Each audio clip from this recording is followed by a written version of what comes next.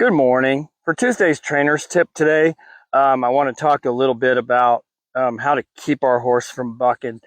And the thing that I've seen here lately, I've seen a few videos. One of a friend that came up yesterday that was struggling with a green horse, and she bucked, and he stayed with her. But watching the video of it, you could kind of see it coming from a mile away. And that's where it's our job to learn how to deal with that before it happens, don't let a problem get created. And then I've seen some other videos of guys riding bucking horses and, kind of making it look like it's fun. Well, for me, it's not fun anymore. I'm getting too old to ride bucking horses, and I don't want them to buck. And the way I was taught is that if they're bucking, I've failed them somewhere. I have not set them up for what I'm asking them to do, and I see it as a failure if they buck. And so a couple of things. Now, the video that I had seen of a friend yesterday, when the horse was tensing up, he didn't get right on top of the situation. That was the first thing. So that horse started he was kind of wandering around. The horse was a little bit disconnected from the guy, and then all of a sudden he straightened out and shot his head up and started bucking. And it was because he was startled by something that was out there happening.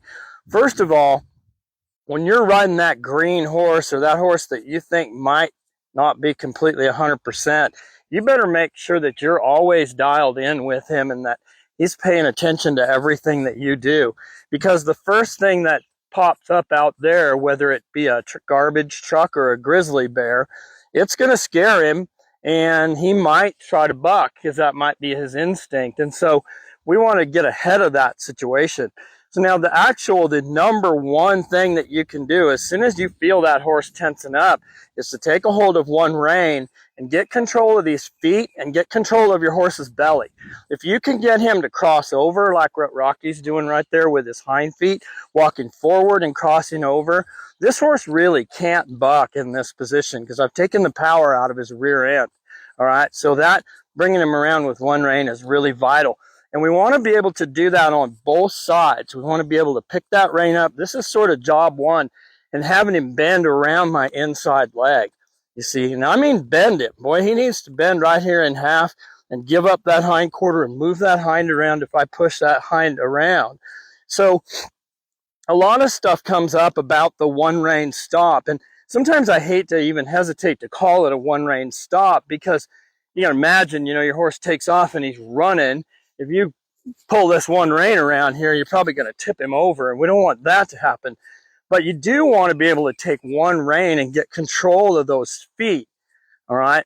Two reins, when you pull on two reins and he straightens up and he takes off to go to buck, pulling on two reins, you give him something to brace against, and he can just buck harder, and it usually does because they feel trapped, so they just buck harder. They want to get rid of whatever's trapping them that way.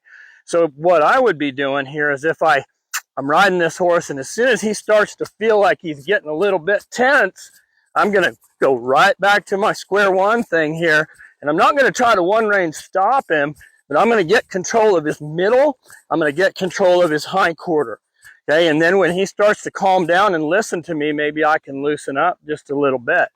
Same thing over here. If he starts to take off, and I didn't ask him for that, I can bring this one rein around, work that hind quarter, work that middle section.